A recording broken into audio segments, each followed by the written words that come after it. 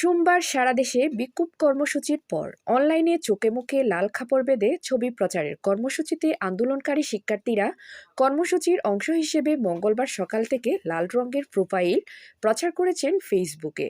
অন্যদিকে আজ মঙ্গলবার সরকারের রাষ্ট্রীয় শোক ঘোষণার কারণে আওয়ামী লীগের নেতাকর্মীরা কালো রঙের প্রোফাইল শেয়ার দিয়েছেন।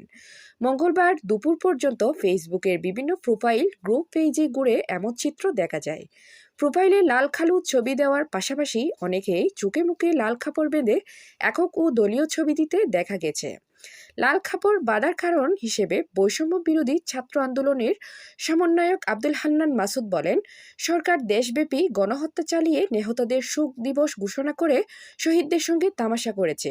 এর প্রতিবাদে আমরা তাদের কালোবেজ কর্মসূচিকে বয়কট করেছি।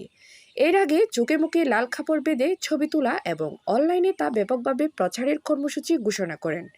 কোটা সংস্কার আন্দোলনকারীরা আন্দোলনের অন্যতম সমন্বয় মাহিন সরকারের পাঠানো সংবাদ বিজ্ঞপ্তিতে কর্মসূচি বিষয়টি জানানো হয়। কোটা সংস্কার আন্দোলনকারীরা আন্দোলনের অন্যতম সমন্বয় মাহিন সরকারের পাঠানো সংবাদ বিজ্ঞপ্তিতে কর্মসূচির বিষয়টি জানানো হয়।